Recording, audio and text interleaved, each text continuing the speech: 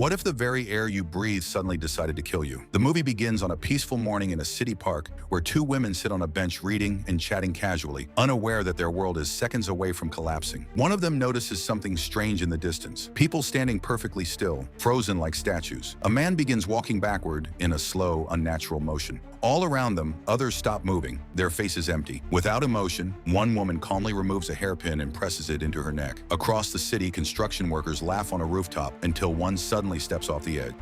Then another, their bodies crashing below in a horrifying chain reaction. Panic spreads like wildfire. Something invisible is attacking, and no one understands why. In Philadelphia, high school science teacher Elliot is in the middle of a lesson about the mysterious disappearance of honeybees when administrators rush in with terrifying news. There has been a deadly incident in New York's Central Park, and officials suspect something toxic has been released into the air. The school shuts down immediately. Students scatter in confusion as fear ripples through the hallways. Elliot's friend Julian urges him to leave the city before whatever is happening spreads. As Elliot heads home, cracks in his marriage surface. There is distance between him and his wife, Alma, something unspoken lingering in the air. News reports escalate quickly. New York is being evacuated. Philadelphia may be next. Elliot and Alma reunite, tension heavy between them as alerts flash across television screens. With transportation shutting down, they meet Julian and his young daughter Jess at a train station. Julian's wife is stuck in traffic and plans to meet them later. The atmosphere on the train is uneasy, filled with whispers and uncertainty. Meanwhile, in Philadelphia parks and streets, the same invisible force strikes again. A police officer calmly turns his gun on himself, and others follow. Whatever this is, it isn't random. It's spreading. The train grinds to a halt in a small, unfamiliar town after communication lines fail. Officials admit they've lost contact with major cities. Stranded passengers gather in a local diner where disturbing footage plays on a phone. A man willingly entering a lion enclosure at a zoo, allowing himself to be torn apart. Authorities confirm the phenomenon is concentrated in the Northeast and still expanding. Power fails. Chaos erupts as people flee in every direction, desperate to outrun something they cannot see. A nursery owner named Frank offers Elliot, Alma, Jess, and others a ride toward what he believes is safer territory. Julian decides to separate from them to search for his wife, entrusting Jess to Elliot's care in an emotional farewell. Before leaving, he hands his daughter a family photo, trusting Elliot with what matters most. The roads soon fill with horror. Abandoned cars, bodies scattered across fields, entire areas wiped out in minutes. The group realizes there is no safe direction. Every path leads to death. In Princeton, Julian arrives only to find bodies hanging lifelessly from trees and traffic lights. Inside a Jeep, a woman begins to panic as the toxin reaches them. Julian spots a tiny hole in the vehicle's roof, understanding too late that the contaminated air has already entered. The Jeep crashes, and though he survives the impact, he sits on the pavement in despair before ending his own life. His daughter will never know what happened. Back on the road, Elliot listens as a terrified mother speaks to her daughter, hiding in Princeton. The girl whispers that everyone outside is dead. Her tone suddenly shifts, her words become strange, and then silence. The mother collapses in grief. The wind moves gently through the grass, carrying something unseen. Elliot begins to suspect the unthinkable. What if the plants themselves are releasing a neurotoxin as a defense mechanism against humanity? What if nature has decided to fight back? An army officer explains the pattern. Cities first, then towns, now open fields. Large groups seem to trigger the attacks. When the second group, led by the officer, suddenly falls victim,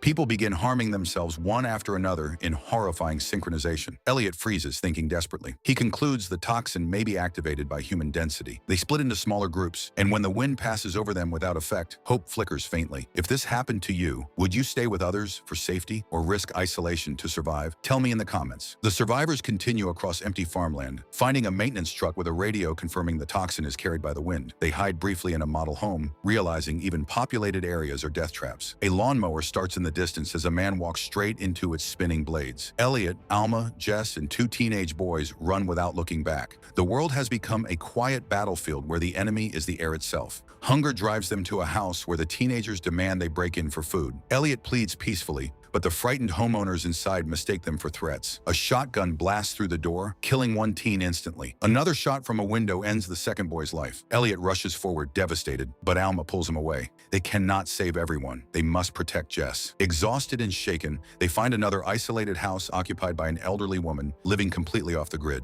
She welcomes them to dinner but speaks bitterly about the outside world, insisting she wants no connection to it. She describes a spring house behind the property connected by a hollow pipe that carries whispers through the walls. Her mood shifts unpredictably, slapping Jess's hand when she reaches for a cookie and accusing them of planning to rob her. That night, paranoia consumes the old woman. She barges into their room, accusing them of whispering and plotting her murder. Elliot tries to calm her, but fear has already hollowed her mind. By morning, she storms into the yard screaming, and then the toxin reaches her. Her movements slow. She begins smashing her head repeatedly against a window until her body collapses. Elliot seals himself inside a room, blocking cracks under the door to keep the air out. In the silence, he hears faint whispers that sound like Alma and Jess. Realizing the voices are traveling through the pipe from the spring house, he calls out warnings, urging them to seal every window and vent. They obey, barricading themselves as the wind passes through the fields again. Elliot apologizes through the hollow pipe, blaming himself for bringing them there, fearing he has failed them as a husband and protector. Believing the toxin has become more aggressive, Elliot speaks softly about their first date, recalling memories of when love felt simple and unbreakable. Emotion overwhelms them. If death is coming, he refuses to face it alone. He steps outside, walking slowly into the open field toward Alma and Jess. They approach each other, bracing for the invisible force to take control, but nothing happens. They hold hands. The wind brushes past them, gentle and harmless. The attack appears to have stopped as suddenly as it began. Relief floods through them as they return inside,